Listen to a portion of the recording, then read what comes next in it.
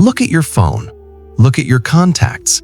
Now ask yourself a dangerous question. If your life fell apart today, how many of those names would actually care? Not send a sad emoji care, but stand by your side in the storm care. If that number is small or even zero, society tells you something is wrong with you. But what if society is lying? Welcome to INVICTUS X. We live in an era that treats solitude like a disease. We are told that popularity is the currency of success and that a quiet phone is a sign of failure. But the ancient Stoics, Marcus Aurelius, Seneca, Epictetus, saw things differently.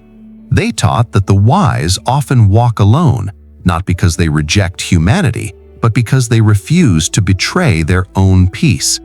If you have spent long periods of your life in solitude, or if you find yourself unable to relate to the vast majority of people you meet, it may not be loneliness, it may be mastery. In a world addicted to noise, dopamine, and constant validation, few people develop the rare traits that silence demands. Today, we're going to dissect the 5 rare traits that explain why you have few friends. These aren't flaws, they are the armor of a Stoic mind. By the end of this video, you will understand why your circle is small and why that is your greatest advantage. Trait number 1. You refuse to wear the mask. Marcus Aurelius laid down a rule that is unbearable to the modern world. If it is not right, do not do it. If it is not true, do not say it.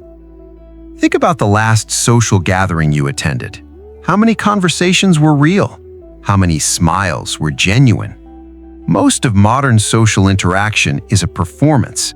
It is a theater where people wear masks of success, happiness, or politeness to gain approval. But you have a defect, according to society. Your defect is that your radar for falseness is too sharp. You sense manipulation, ego, and hidden motives within seconds of meeting someone. Let me tell you a story about a man we'll call Alex. Alex works in a high-rise office. Every day at lunch, his colleagues gather to complain about the boss or gossip about who is dating whom. To fit in, Alex needs to nod, laugh, and agree. He needs to wear the mask. But Alex physically can't do it. He stays at his desk or goes for a walk. His colleagues think he is arrogant or antisocial. But Alex isn't rejecting them. He is rejecting the exhaustion of pretending. You see, acting creates a cognitive load. Lying, even social white lies, drains your energy. If you value truth over popularity, you naturally step away from environments that require you to perform. You would rather be alone with the truth than surrounded by hypocrisy. The Stoics called this integrity. As Epictetus warned, if you wish to improve, be content to be thought foolish and stupid. That is the price of removing the mask. You lose the crowd, but you gain yourself. Trait number 2. You only connect through depth. You don't avoid people, you avoid shallowness. There is a specific kind of torture for the Stoic mind, and it is called small talk. Talking about the weather, the traffic, or the latest celebrity scandal feels like chewing on cardboard. It provides no nourishment. You crave logos, the rational, divine order of the world. You want to talk about why we are here, what happens after we die, the nature of virtue, the structure of the universe. Imagine 2 divers. Most people are snorkelers. They stay on the surface, looking at the pretty fish, chatting about the waves. You are a deep-sea diver. You want to go where the pressure is high and the light is dim, because that is where the hidden things are. When a snorkeler tries to talk to a deep diver, there is a disconnect. They think you are too intense. You think they are too distracted. Seneca said, "Associate with those who will make a better man of you." To you, this isn't just a nice quote, it is a survival mechanism. Meaningless interactions drain your spirit. You are not rejecting friendship, you are waiting for a resonance that most people simply cannot provide. And until you find that deep resonance, you are content to walk alone, because silence is infinitely better than empty noise. It's worth noting that this desire for authentic connection is deeply rooted in Stoic philosophy. As highlighted in Insights from Glasp, Marcus Aurelius emphasized that genuine friendships are vital, but they must be built on mutual respect and vulnerability, not superficiality. You are looking for a soul connection, not a networking opportunity. Trait number 3. Your mind needs solitude to recover. Not all minds process life in the same rhythm. Some people are like solar panels. They need the bright sun of social interaction to generate energy. You are more like a battery that charges on a dock in a quiet room. This is often misunderstood as being antisocial. It is not. It is biological and psychological maintenance. If you are observant, which most Stoics are, you are constantly absorbing micro-expressions, tones of voice, and emotional shifts in the room. This high level of awareness is a superpower, but it comes with a cost: rapid depletion. Marcus Aurelius wrote, "Nowhere can man find a quieter or more untroubled retreat than in his own soul." For you, solitude is the only place where the world stops demanding things from you.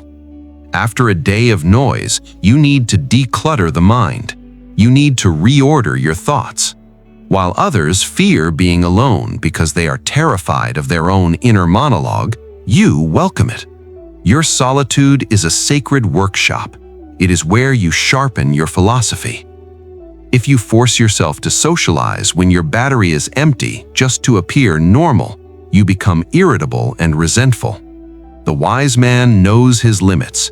He withdraws to recharge so that when he does return to the world, he can be of service. Trait number 4. You are fiercely independent and free from approval. This is perhaps the trait that intimidates others the most. Epictetus said, "He who seeks approval from others puts his happiness in their keeping." Look at social media. It is a factory of dependency. People post their breakfast, their workouts, and their thoughts, begging the world to say, "You are good enough." They are slaves to the algorithm and the opinions of strangers. But you prefer the applause of your own conscience.